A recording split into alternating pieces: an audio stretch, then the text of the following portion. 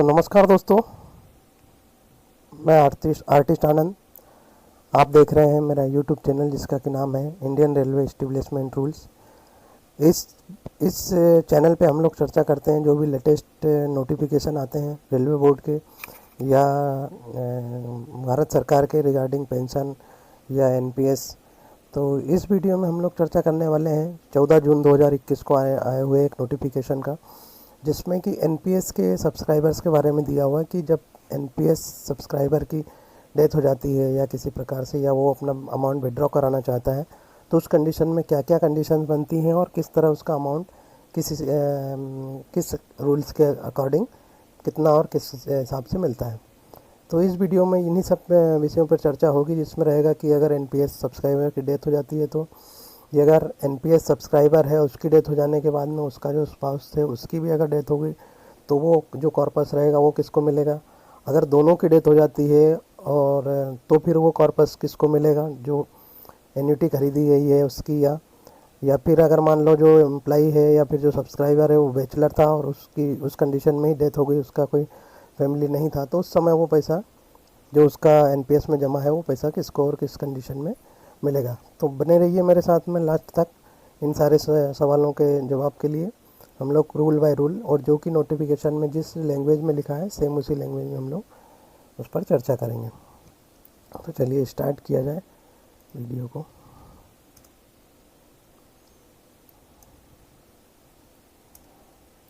तो ये withdrawal under the national pension system amendment 2021, इसमें 14 जून 2021 को pension fund regulatory and development authority PFRDA द्वारा एक नोटिफिकेशन जारी किया गया था, जिसमें कि सारे रूल्स के बारे में उसमें दिखाया गया है किस किस कंडीशन में विड्रॉ, किस कंडीशन में और कितना होगा। तो ये नोटिफिकेशन है। अगर आप इसका पीडीएफ देखना चाहते हैं तो पीडीएफ मेरा अपने इस टेलीग्राम चैनल पर मिल जाएगा, जिसका कि नाम है आर्टिस्ट आनंद इंडियन रेलवे एस्टेब्लिशमेंट रूल्स। वहाँ पर आप ज्वाइन हो जाएंगे तो आपको वहाँ से पीडीएफ भी मिल जाएगा। तो ये जो नोटिफिकेशन आया है ये किसके in exercise of the power conferred in sub rule number 1 of section 52 के सब सेक्शन 1 में एंड सब क्लॉजेस दिए हुए हैं GHI of the sub rule number 2 of section 52 के सब रूल नंबर 2 में। Pension fund regulatory and development authority 2013 act number 23 of 2013।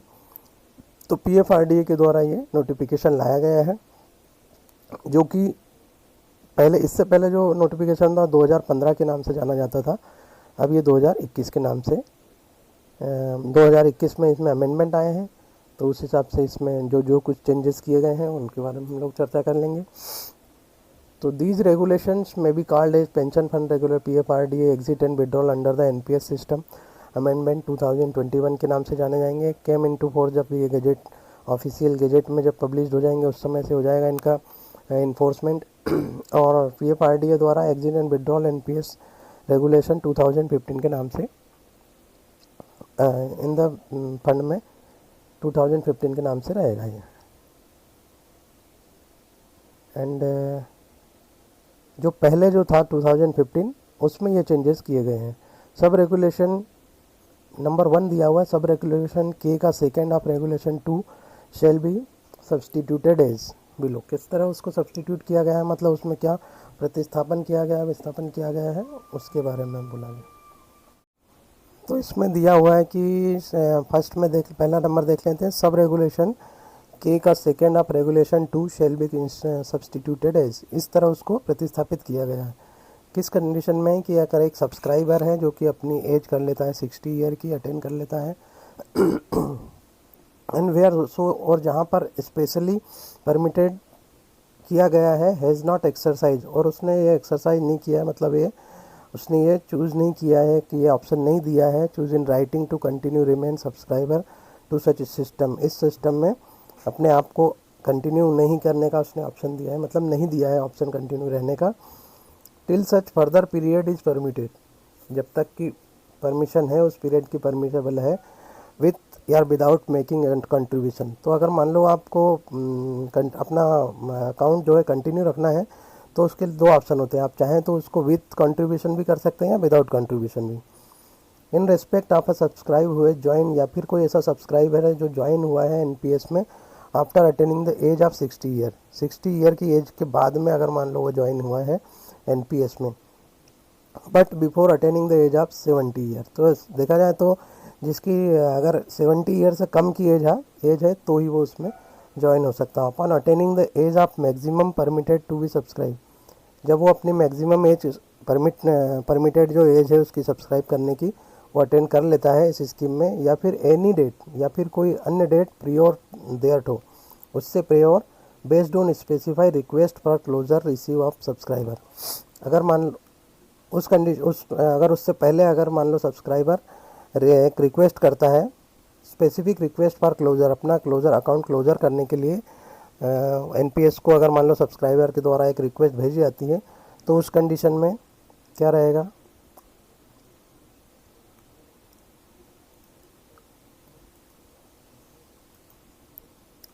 इसमें सेकंड नंबर दिया है सब रेगुलेशन टेक टू के का थर्ड, अब regulation 2 shall be substituted as belows, उसको किस तरह प्रतिस्थापित किया गया है तो उसके बारे में देख लेते हैं। अगर मान लो डेथ ऑफ सब्सक्राइबर, जो एनपीएस का सब्सक्राइबर था उसकी डेथ हो जाती है before attaining the age of superannuation, मतलब 60 साल की एज से पहले ही उसकी अगर सुपर एन्यूशन की एज से उसकी पहले डेथ हो जाती है, या फिर the age of 60 years, superannuation की एज या फिर 60 ईयर जो भी रहेगा, और in case where the option has been exercise, या फिर ऐसी कंडीशन में जबकि सब्सक्राइबर ने यह ऑप्शन एक्सरसाइज किया है to continue remain in subscribed, कि वो एनपीएस में ही बना रहना चाहता है, to a certain permissible time, जो परमिसिबल टाइम है निश्चित उस पीरियड तक के लिए उसने ऑप्शन दिया है कि वो उसमें रहना चाहिए, and death before expiry of such period, मान लो 60 साल मान लो 5 साल के लिए उसने कंटिन्यू रहना चाहा था और 5 साल से पहले ही उसकी अगर एक्सपायर हो जाता है, या फिर डेथ ऑफ अ सब्सक्राइबर, या फिर उस सब्सक्राइबर की डेथ हो जाती है जो ज्वाइन होता है एनपीएस में after attaining the age of 60 year, 60 year की एज के बाद ज्वाइन होता है, और 70 ईयर से पहले, and any time prior to attaining the, और किसी भी समय prior to attaining the maximum age permitted to the subscribe for such scheme, जो मैक्सिमम एज है 70 ईयर की, उससे पहले किसी भी समय में अगर वो जो ज्वाइन होता है तो उस कंडीशन में। तो ये दूसरी कंडीशन हो गई। अब तीसरी में दिया है कि the introduction para under the heading exit from NPS to chapter 2 shall be substituted as below, किस तरह उसको सब्सटीट्यूट किया जाएगा, for the purpose of exit from the NPS system, NPS से एग्जिट होने के लिए the subscriber are categorize, subscriber को कैटेगराइज किया गया एंड डिफाइन एज वन, पहला गवर्नमेंट सेक्टर, दूसरा है all citizen including corporate sector, and तीसरा है जो एनपीएस लाइट या स्वावलंबन सब्सक्राइबर। 3 साइड से उसे कैटेगराइज किया गया है एनपीएस सब्सक्राइबर को, और जब एग्जिट होता है तो उसकी कंडीशन किस कैटेगरी में था उसके अकॉर्डिंग उसका जो है विड्रॉल होता है। The exit regulation specified hereunder shall apply according to the category, जो भी जिस कैटेगरी में एम्प्लॉय था उसके अकॉर्डिंग उसका एग्जिट रेगुलेशन रेगुलराइज किया जाएगा। इसका 4th नंबर दिया है सब रेगुलेशन एक of first of regulation 3 shall be substituted as below, किस तरह रहेगा, the following shall be the default annuity contract that will be applicable and therein annuity contract shall be provided to annuity for life of subscriber, पूरी life के लिए subscriber के लिए अगर रहेगा, and his or her spouse, या फिर उसका जो स्पाउस है उसके लिए with provision of return of purchase price of annuity, उसके लिए प्रोविज़न रहेगा कि रिटर्न जो रहेगा उस परचेज ऑफ एन्युटी का वो उसे मिलेगा, and on the demise of subscriber, या फिर सब्सक्राइबर की डेथ हो जाती है, डिमाइस हो जाता है, एंड हिज आर हर, या उसका या उसकी जो स्पाउस रहेगा, द एन्युटी भी रीयूसिड, तो जो एन्युटी रहेगा वो री इश्यूड किया जाएगा to the family member in order specify hereunder, किस ऑर्डर में रहेगा, at the rate of premium prevalent at the time of purchase of such equity annuity by utilising the purpose price required to be return under the annuity contract until the family members are in order specify and below are covered, जो भी उसका एक order रहेगा उसके हिसाब से उसे cover किया जाएगा। तो इसमें दिया हुआ है कि एक लिविंग डिपेंडेंट मदर अगर है डिकीज सब्सक्राइबर की तो उसे, या फिर लिविंग डिपेंडेंट फादर है डिकीज सब्सक्राइबर के तो उसके, after the coverage of family members, आप sorry after the coverage of family members specified above, ये जो फैमिली मेम्बर्स दिए गए हैं, the purchase price of the amount, और ये परचेज प्राइस जो है उसका, या फिर or the amount which was to be utilise, या फिर वो जो अमाउंट जिसको यूटिलाइज करना था एन्युटी में, शेल बी रिटर्न, वो वापस कर दिया जाएगा टू द सर्वाइविंग चिल्ड्रन, जो भी उसके जीवित बच्चे हैं, सर्वाइविंग चिल्ड्रन को ऑफ द सब्सक्राइबर, और इन एब्सेंस ऑफ चिल्ड्रन, अगर मान लो उसके बच्चे नहीं हैं तो उस कंडीशन में द लीगल हायर्स जो भी रहेंगे, उसका जो लीगल वारिस रहेंगे, उसको जो है वो अमाउंट या फिर वो जो प्राइस, परचेज प्राइस उसे उसके नाम पे हो जाएगा, या उसे रिटर्न कर दिया जाएगा। In the absence of non availability of such a default annuity for any reason, किसी भी रीज़न के कारण अगर मान लो डिफ़ॉल्ट एन्युटी जो है उसकी अवेलेबिलिटी नहीं है, in the absence of non availability, the subscriber shall be required, subscriber को ये बोला जाएगा to exercise the option for purchase of such unity of his choice, उसकी चॉइस के अनुसार वो यूनिटी चॉइस कर ले, परचेज कर ले, with in the than unity type, जो भी उस समय यूनिटी के टाइप अवेलेबल रहेंगे, या फिर कॉन्ट्रैक्ट्स मेड बाय अवेलेबल, या फिर जो भी एग्रीमेंट होता है यूनिटी सर्विस प्रोवाइडर से उसका उस समय में,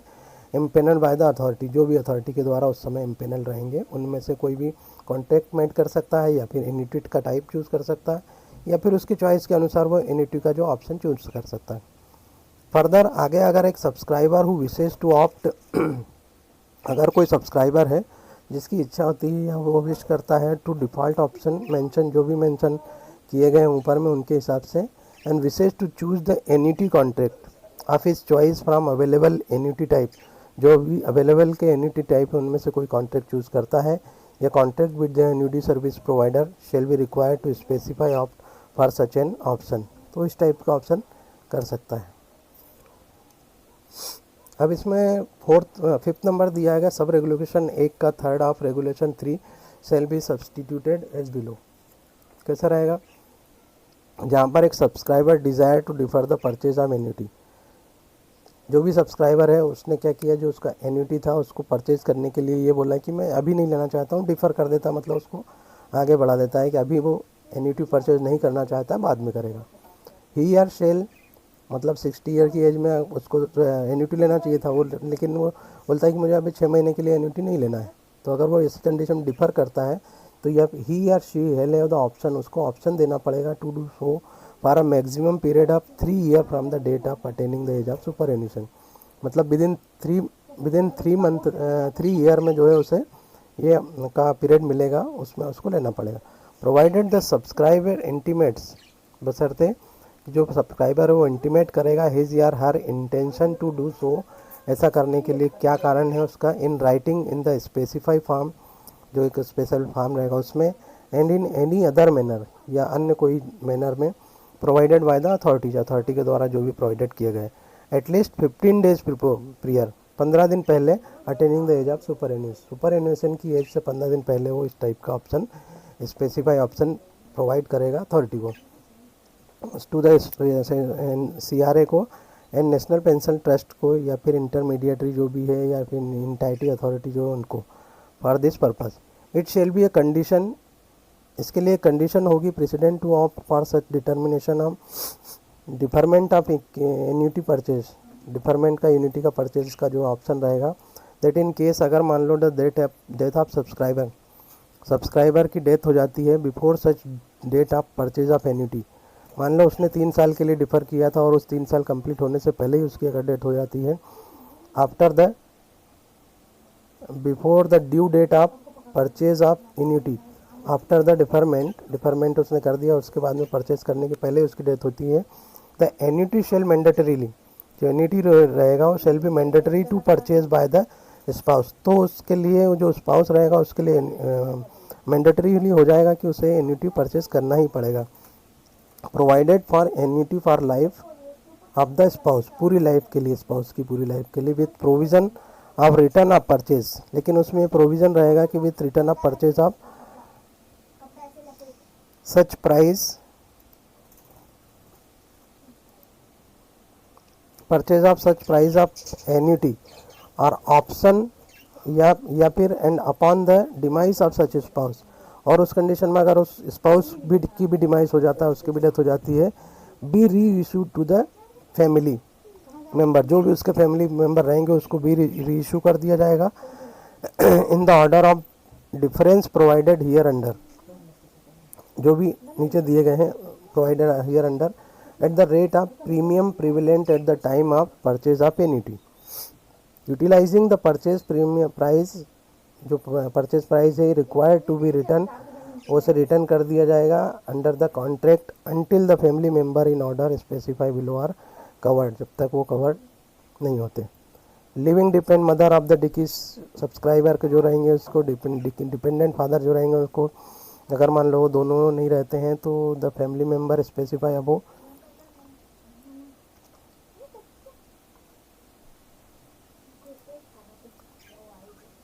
after the coverage of family member specify above, इनको कवरेज करने के बाद में द परचेज प्राइस या फिर द अमाउंट जो कि यूटिलाइज किया गया था एन्युटी परचेज करने के लिए, shall be return to the surviving children of the subscriber, मतलब जो अमाउंट आपका जो पैसा एन्युटी के लिए परचेज किया गया था वो पैसा आपका आपके बाद में आपके बच्चों के लिए भी वो मतलब उनको वो अमाउंट मिल जाएगा, वो चाहें तो उस पैसे से ये यूनिटी लेके अपना मतलब आगे भी उसको यूटिलाइजेशन में कर सकते हैं। In absence of children of legal heirs, अगर मान लो जब बच्चे नहीं हैं उनके, तो जो लीगल हायर्स रहेंगे उनके सब्सक्राइबर्स के, उनको वो अमाउंट या फिर वो जो परचेज प्राइस है वो उन्हें ट्रांसफ़र हो जाएगी। इसमें 6 नंबर दिया है, sub rule number A, fifth of regulation third shall be substituted as below, जहाँ पर अक्यूमुलेटेड पेंशन वेल्थ, जहाँ पर जो कॉर्पस जमा हुआ अक्यूमुलेटेड जो पेंशन जमी हुई इन द परमानेंट पीआर है, permanent retirement account number of subscribe is equal to, अगर वो इक्वल रहता है या less than sum of 5 lakh, equal to या तो 5 लाख या उससे कम है, या फिर द लिमिट इज सबसे स्पेसिफाइड बाय द अथॉरिटी, या फिर जो अथॉरिटी के द्वारा जो लिमिट सब्सक्राइब की जाएगी, आज ये 5 लाख है, कल को हो सकता है 10 लाख भी हो जाए, तो जो भी लिमिट रहेगी उस समय के लिए उसके अनुसार उतना या उससे कम होगा तो शेल हैव द ऑप्शन, उसको एक ऑप्शन रहेगा to withdraw the entire accumulation pension, जो वो चाहे तो वो पूरा अमाउंट विड्रॉ कर सकता है विदाउट परचेसिंग एन्युटी, बिना किसी एन्युटी परचेज के, मतलब 5 लाख तक का अगर उसका अमाउंट आता है, या फिर उस समय जो भी अथॉरिटी द्वारा लिमिट प्रिस्क्राइब की जाएगी उसके अनुसार, तो वो पूरा का पूरा अमाउंट विड्रॉ कर सकता है without purchasing any annuity. And upon such exercise of this option the right of subscriber to receive, लेकिन अगर मान लो उसने पूरा अमाउंट विड्रॉ कर लिया है तो उस कंडीशन में उसको जो पेंशन का पैसा मिलता है या इक्विटी का एन्युटी का वो पैसा उसे नहीं मिलेगा, वो एक्सटिंग्विश कर लिया जाएगा। इसमें दिया हुआ है 7 नंबर में सब रूल नंबर ए का 6 of regulation third shall be regulation 3 shall be substituted as below, कैसा रहेगा वो, जहाँ पर एक सब्सक्राइबर की डिज़ायर रहती है टू कंटिन्यू इन एनपीएस में, सब्सक्राइबर है जो चाहता है कि मैं रिटायरमेंट के बाद भी एनपीएस में बना रहूँ and contribute to his retirement account beyond the age of 60 years, और वो अपना अकाउंट जो है कंटिन्यू करना चाहता है 60 ईयर्स से ज़्यादा एज के लिए, या फिर the age of superannuation, जो भी सुपर एन्यूएशन की जो एज है उसके अनुसार उससे ज़्यादा, ही और सी जो भी रहेगा हैव द ऑप्शन, उसको एक ऑप्शन करना पड़ेगा by giving in writing in such form, जो भी स्पेसिफाई उस फॉर्म में उसे एक राइटिंग में ऑप्शन देना पड़ेगा, एंड अप टू विच कब तक वो विच लाइक टू कंट्रीब्यूट, कब तक वो कंट्रीब्यूट करना चाहता है to individual pension account, individual का जो पेंशन अकाउंट में रहेगा, बट नॉट एक्सीडिंग 70 ईयर, लेकिन वो 70 ईयर से ज़्यादा के पीरियड के लिए नहीं रहेगा, मतलब 60 में अगर मान लो वो या सुपर एन्यूएशन के 60 या फिर 60 में अगर वो कंटिन्यू करता है 65 या 67 या 69 बिलो द एज ऑफ 70 से कम के पीरियड के लिए वो चूज़ कर सकता है। सच ऑप्शन मान लो उस कंडीशन में अगर जैसा बोला जाता है कि ये पैसा इक्विटी में लगा हुआ है, तो उस कंडीशन में अगर शेयर मार्केट या मार्केट डाउन रहता है तो वो चाहे तो उसको डिफ़र कर सकता है अगले 10 साल तक के पीरियड के लिए, जब उसे लगे कि हाँ इस समय मार्केट या उसकी वैल्यू ज़्यादा हो गई है परचेजिंग के लिए, तो उस समय विड्रॉ कर सकता है। सच ऑप्शन शेल भी एक्सरसाइज एटलीस्ट, लेकिन ये एक ऑप्शन जो है उसको विद इन 15 डेज में उसे देना पड़ेगा attaining the age of 60 year या फिर सुपर एन्यूएशन। इस द केस में भी central record keeping and CRA जो रहेगा या एनपीएस ट्रस्ट जुड़ेंगे या जो भी इंटरमीडिएटरी या एंटिटी अथॉरिटी है, for purpose of in such cases individual pension account, जो व्यक्तिगत पेंशन अकाउंट रहेगा या परमानेंट अकाउंट रहेगा, shall be required to shifted from government sector to all citizen. जो 3 कैटेगरी दी गई थी उसमें गवर्नमेंट सेक्टर से उसको शिफ्ट कर दिया जाएगा ऑल सिटीजन कॉर्पोरेट सेक्टर में। एंड द एक्सपेंसेस, लेकिन उसके बाद में अगर जो एम्प्लॉई जो सब्सक्राइबर रहेगा अगर वो उसमें अपना अमाउंट उसमें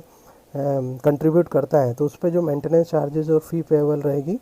वो इस पर all citizen including corporate sector के अनुसार जो चार्जेस लगेंगे वो एप्लीकेबल चार्जेस उसमें से काटे जाएंगे। तो इस तरह से कुछ चीज़ें हैं जो ज़्यादातर लोगों में नहीं पता रहती थी, वो भी इस रूल में क्लियर हो जाएगा कि कब किस तरह से आप उसको डिफ़र कर सकते हैं, किस तरह निकाल सकते हैं। इसमें 8 नंबर में दिया है provision number 1 of sub rule number B of regulation 3 shall be substituted sub as below provided the such annuity, ऐसी जो annuity contract shall provided for annuity per life of the subscribe, पूरी subscriber की life के लिए रहेगा, और या फिर उसके ये जो हर स्पाउस के लिए with provision return of purchase price of annuity, जो परचेज प्राइस ऑफ एन्युटी है वो रिटर्न कर दिया जाएगा उसके स्पाउस को। And on the demise of subscriber, ऐसे सब्सक्राइबर की डेथ हो जाने के बाद में हिज स्पाउस जो रहेगा उसका जो स्पाउस है द एन्युटी बी री इश्यूड टू फैमिली मेम्बर, जो एन्युटी जो रहेगी उसके फैमिली मेम्बर को दे दी जाएगी। इन ऑर्डर स्पेसिफाई, जो भी ऑर्डर रहेगा इसमें ए और बी के हिसाब से दी जाएगी। अगर ये दोनों नहीं रहते हैं तो सर्वाइविंग चिल्ड्रन नहीं है तो ये लीगल हायर जो भी रहेगा उसको दे दी जाएगी। इन absence of non availability of such annuity for any reason, किसी भी रीज़न के कारण अगर मान लो इस टाइप से डिफ़ॉल्ट एन्युटी नॉन अवेलेबल है की अनुपस्थिति में the subscriber shell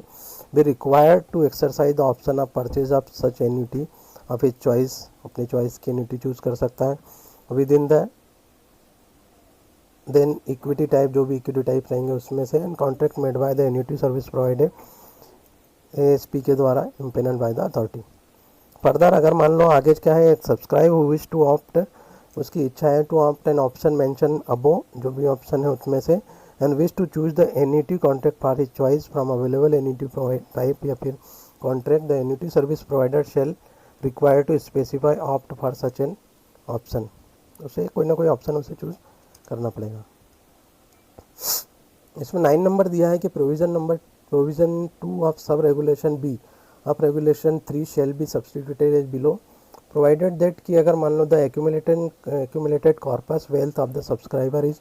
more than 2,50,000, 2.5 lakh से ज़्यादा है, and the limit to be specified by the authority, या फिर जो भी उस समय लिमिट रहेगी अथॉरिटी के द्वारा for the purpose but the age of subscriber, लेकिन जो सब्सक्राइबर की एज है is less than the minimum age required for purchasing the annuity, उसकी एज जो है मिनिमम एज जो रिक्वायरमेंट करने की होती है उससे कम है, मतलब 60 साल से कम है, या जो सुपर एन्यूशन की एज आती है उससे अगर कम है, from any of the empanelled annuity provider, जो भी इम्पेनल्ड एन्युटी सर्विस प्रोवाइडर रहेंगे, as chosen by such subscriber, ऐसा सब्सक्राइबर के द्वारा जो चूज़ किया गया है, such subscriber shall continue to be subscribe in the NPS, ऐसा जो सब्सक्राइबर रहेगा वो कंटिन्यू सब्सक्राइब करता ही रहेगा एनपीएस में, अनटिल ही या हर अटेंड, जब तक कि वो अपनी एज को अटेंड नहीं करता है या फिर एलिजिबल नहीं हो जाता for purchase of the such any annuity, या तो उसकी एन्युटी की जो एलिजिबिलिटी की एज आ जाए उस तब तक, या फिर जब तक वो अपनी एज अटेंड नहीं कर लेता एन्युटीज परचेज करने के लिए एलिजिबिलिटी के लिए। इसमें देन 10 नंबर में दिया है provision 3 of sub regulation B of regulation 3 shall be substituted as below provided further that if the accumulation pension wealth of the subscriber, pension wealth of subscriber की जो है वो रहती है इक्वल या फिर लेस देन 2.5 लाख, 2.5 लाख से अगर कम रहती, 5 लाख का था फिर 2.5 पे आया और 2.5 के बाद में ये 2.5 से कम का अगर आ जाता है, और उस कंडीशन में the limit to be specify the authority, जो भी उस समय रहेगी, sub subscriber shall have the option, उसके पास क्या ऑप्शन रहेगा, to withdraw the entire accumulation pension wealth without purchasing any annuity, बिना परचेज किए वो अपना पूरा अमाउंट ले सकता है। Upon such exercise of this option the right of subscriber to receive any pension, लेकिन अगर मान लो उसने पूरा अमाउंट ले लिया है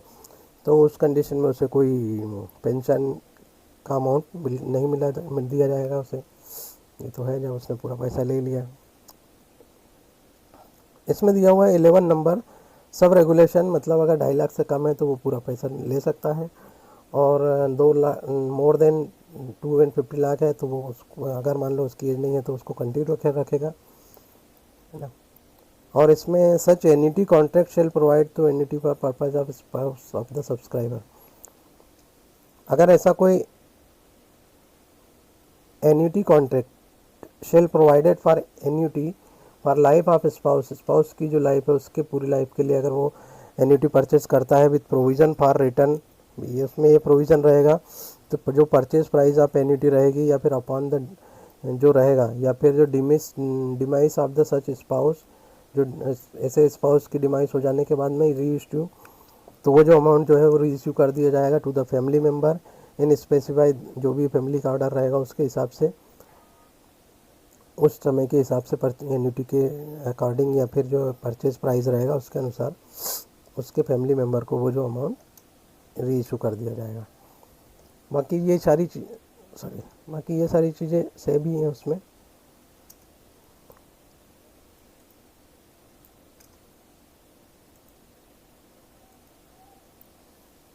वही फैमिली मदर, उसके बाद में सर्वाइविंग चिल्ड्रन को मिलेगा, उसके बाद वो नहीं है तो जो भी इसके लीगल हायर रहेंगे उनको वो अमाउंट मिल जाएगा। अब इसमें 12th नंबर में दिया है कि regulation 3 shall be substituted provided that if the accumulation pension wealth, जो भी अक्यूमुलेटेड पेंशन वेल्थ है परमानेंट PRN नंबर के अकाउंट सब्सक्राइबर के लिए at the time of death, उसकी अगर मान लो डेथ होती है, द इक्वल टू और लेस देन 5 लाख, 5 लाख या उससे कम है, या फिर the limit to be specify the authority, जो भी रहेगा द नॉमिनी और लीगल हायर जो भी रहेंगे इस द केस में भी शेल हैव द ऑप्शन, उसके पास ऑप्शन रहेगा to withdraw entire accumulative pension, accumulated pension चाहे तो वो पूरा विदड्रॉ कर सकता है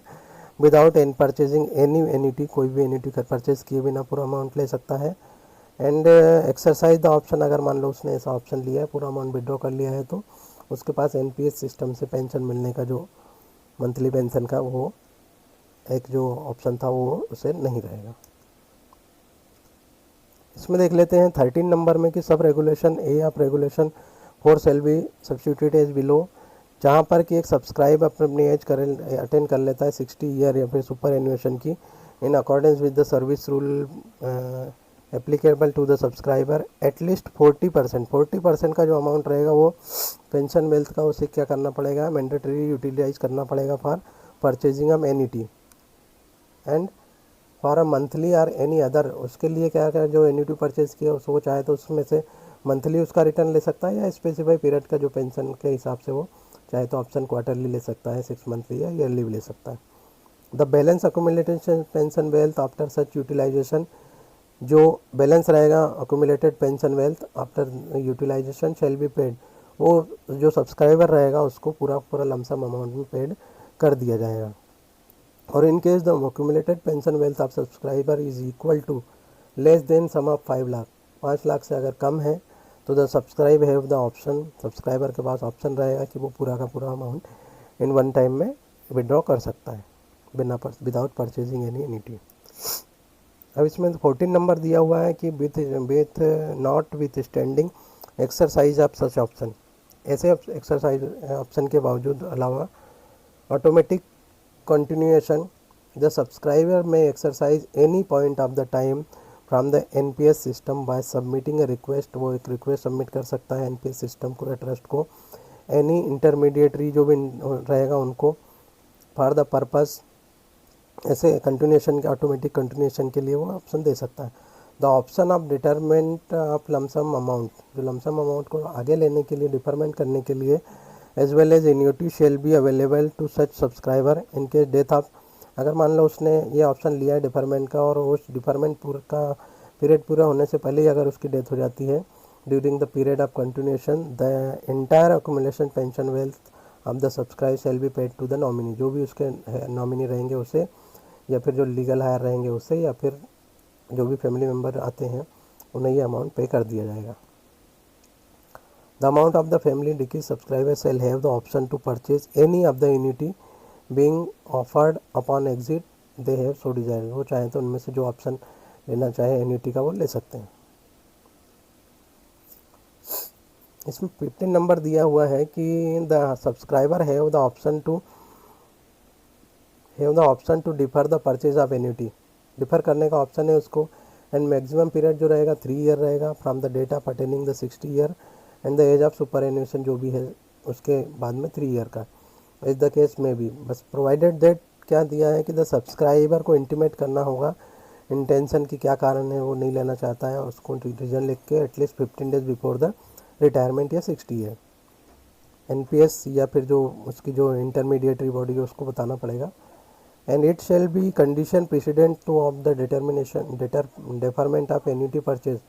that the case death of subscriber. और उस कंडीशन में उसने डेफरमेंट किया और उसकी डेथ हो जाती है बिफोर सच ड्यू डेट, जो उसकी 3 साल की मान लो ड्यू डेट ली थी और 3 साल से पहले उसकी डेथ होती है, तो उस कंडीशन में जो अमाउंट रहेगा वो नॉमिनी को और जो लीगल हायर रहेंगे उससे वो दिया जाएगा। वो चाहे तो उसकी एन्युटी ले सकते हैं, वो चाहे तो वो अमाउंट ले सकते हैं। प्रोवाइडेड दैट कि अगर मान लो if the accumulated pension wealth जो है इज़ मोर देन 2,50,000 से अगर ज़्यादा है और the age of subscriber is less than minimum age required, उसकी एज जो मिनिमम एज रिक्वायर्ड है उससे कम है for purchasing any annuity from the any of the empanel annuity service provided as chosen by the subscriber, subscriber shall continue to subscribe the NPS. लेकिन अगर मान लो उनका 2 लाख या उससे ज़्यादा है और उसकी एज उस रिक्वायर्ड जो एज है एन्युटी परचेज करने की उससे अगर कम है तो उसे वो अकाउंट तब तक कंटिन्यू रखना पड़ेगा जब तक कि उसकी एज वो अटेंड नहीं कर लेता है एलिजिबल परचेज ऑफ एन्युटी, जब तक कि वो एन्युटी परचेज नहीं कर लेता तब तक। इसमें दिया हुआ 17 नंबर में provided further that the if accumulation pension wealth in the individual account permanent pension account, individual pension account जो रहेगा for subscriber is equal to या less than 250 lakh, less than 250 lakh या उसके इक्वल है, the limit specify the authority, the subscriber have the option to withdraw the entire. वो चाहे तो पूरा अमाउंट विड्रॉ कर सकता है। अगर मोर देन 20 है, 2.5 लाख से ऊपर है तो उसके साथ ये कंडीशन है, अगर 2.5 लाख से कम है तो पूरा पैसा ले सकता है विदाउट परचेसिंग एनी एन्युटी। इसमें 18 नंबर दिया हुआ है कि exit from NPS by subscriber joining such pension system और other after attaining the age of 60 year, 60 year के बाद में भी वो ये ज्वाइन कर सकता है या एग्जिट ले सकता है उसमें से। 19 नंबर दिया हुआ है कि in case of subscriber join NPS, ऐसा कोई केस जिसमें सब्सक्राइबर ने ज्वाइन किया है NPS under all citizen model के अनुसार या फिर कॉरपोरेट मॉडल में, और after attaining the age of 60 year, 60 year की एज के बाद उसने एनपीएस ज्वाइन किया 70 ईयर से पहले, आफ्टर हैविंग सब्सक्राइब टू, और उसने सब्सक्राइब किया है pension system at least period of 3 year and from the date of such joining, और उस ज्वाइनिंग डेट से पहले उसके बाद and after till he attend, जब तक कि वो 70 ईयर की एज अटेंड 75 की एज के अटेंड कर लेता है, ऑन एग्जिट एटलीस्ट 40%, एग्जिट के समय उसका 40% अमाउंट अक्यूमुलेटेड पेंशन का द सब्सक्राइब है मैंडेटरीली, उसे मैंडेटरीली यूज़ करना पड़ेगा एन्युटी प्रोवाइड के लिए मंथली या फिर जो भी स्पेसिफाई पीरियडिकली रहेगा उसके हिसाब से। And the balance of pension wealth, जो बैलेंस पेंशन वेल्थ रहेगा after such utilization shall be paid, उसे एक मुश्त जो है 60% वो पेड कर दिया जाएगा टू द सब्सक्राइबर। अगर मान लो उस कंडीशन में ये इक्वल या less than sum of 5 lakh, 5 lakh से अगर कम होता है, और अगर मान लो the limit of specify the authority, the subscriber के पास ऑप्शन रहेगा कि वो चाहे तो इंटायर अमाउंट ही can withdraw without in purchasing any annuity. तो ये दिया हुआ है कि आफ्टर 60 ईयर या फिर जो भी कोई ऑल सिटीजन मॉडल के अनुसार अगर कोई सब्सक्राइब करता है तो उसके लिए मतलब 5 लाख का जो लिमिट है उससे कम अमाउंट रहा तो वो विड्रॉ कर सकता है, इक्वल या फिर लेस देन। प्रोविज़न है कि इसमें 20 नंबर में प्रोविज़न दिया हुआ है shall be substituted as below, provided further that if the accumulated pension wealth in the individual pension account to the subscribe equal to या फिर less than sum of ₹2,50,000, 2 lakh ढाई लाख या उससे कम है और उसकी लिमिट जो अथॉरिटी के द्वारा दी गई सब्सक्राइबर, उसके पास ऑप्शन रहेगा to withdraw the entire accumulation pension well without having any purchase any annuity.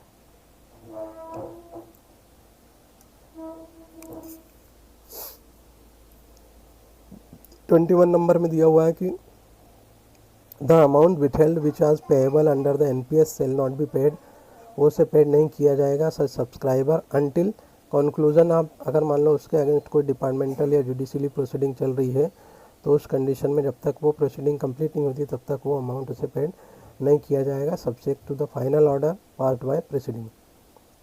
Proceeding के बाद में जो फाइनल ऑर्डर पास होगा उसके बाद उसे दिया जाएगा। 22 नंबर में दिया हुआ है कि द अमाउंट विथहेल्ड, जो भी अमाउंट रोका गया है by payable to the subscribe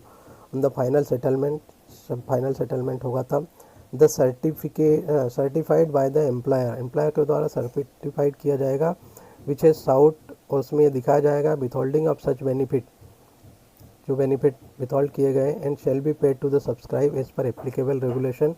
while executing exit, जब वो अपना एग्जिट होता है एज सुन एज पॉसिबल, जैसे ही संभव होगा, and no case beyond 90 days, किसी भी केस में 90 डेज के बाद में the receipt of final order के रिसीव करने के 90 डेज के बाद में, या एनी एंटाइटी और person authorized for purchase by the authority, 90 days में मतलब उसे कर दिया जाएगा, provided that in case of amount withheld becomes payable after the date of subscriber. ऐसा कोई केस आता है कि प्रोसीडिंग चल रही थी उसमें उसकी डेथ हो गई, जो विथहेल्ड अमाउंट था वो पे करना था after the death of subscriber, on the final settlement होने के बाद में the benefit shall be paid, तो उसी कंडीशन में जो नॉमिनीज रहेंगे उन्हें वो अमाउंट पेड कर दिया जाएगा। इसमें दिया हुआ है 23 नंबर में कि विद इन 30 वर्किंग डेज में द डेट ऑफ रिसिप्ट और certificate of settle empanelment the annuity service provider के द्वारा shall initiate action to operationalize the system को ऑपरेशनलाइज करने के लिए 30 डेज में वो चेक कर देना पड़ेगा, एंड प्रोसेस भी स्पेसिफाई बाय द अथॉरिटी, जो भी अथॉरिटी के द्वारा स्पेसिफाई प्रोसेस दी गई है to purchase of annuities by the subscriber to the NPS system, मतलब 30 वर्किंग डेज का टाइम दिया गया है उसके लिए। रिसिप्ट ऑफ सर्टिफिकेट ऑफ इम्पेनलमेंट, जो भी इम्पेनलमेंट का सर्टिफिकेट उसको मिलेगा, उसके बाद में एन्युटी सर्विस प्रोवाइडर को क्या करना पड़ेगा, इनिशिएट एक्शन लेना पड़ेगा 30 डेज में कि वो अपना जो भी एन्युटी परचेजिंग का जो प्रोसेस है वो कंप्लीट कर सके। तो दोस्तों ये था मेरा वीडियो एनपीएस के जो नोटिफिकेशन आया था 14 जून 2021 का, उसके बारे में सारे पॉइंट को इसमें कवर किया है। तो इसी तरह से जो भी लेटेस्ट अमेंडमेंट आते हैं, जो भी पता चलते जाते हैं करेंट डेट के हिसाब से, उस पर हम इसी तरह चर्चा करते रहेंगे अगर जो भी कुछ पता चलता है। लेकिन कमेंट जितना करेंगे उतना अच्छा रहेगा, ताकि कोई चीज़ हो सकता है मैं समझाने में या बताने में कोई चीज़ भूल जा रहा हूँ या समझने में, तो उसमें कमेंट्स से क्या होता है कि थोड़ा सा इंटरेक्शन होता है और एक दूसरे की चीज़ें के बारे में डाउट्स क्लियर होते हैं। तो इसी तरह फिर से मैं कहना चाहूँगा दोस्तों, अगर वीडियो लाइक पसंद आती है तो लाइक शेयर एंड सब्सक्राइब करें, और फिर मिलते हैं नेक्स्ट वीडियो में। अगर आप इस वीडियो की पीडीएफ लेना चाहते हैं तो इसका एक नोटिफिकेशन का जो पीडीएफ रहेगा वो मैं टेलीग्राम चैनल आर्टिस्ट आनंद इंडियन रेलवे एस्टेब्लिशमेंट रूल्स में पोस्ट कर दूंगा, वहाँ से आप उसे कम्प्लीटली पढ़ सकते हैं। तो थैंक्स फॉर वाचिंग, मिलते हैं नेक्स्ट वीडियो में। Till then thanks and goodbye, take care.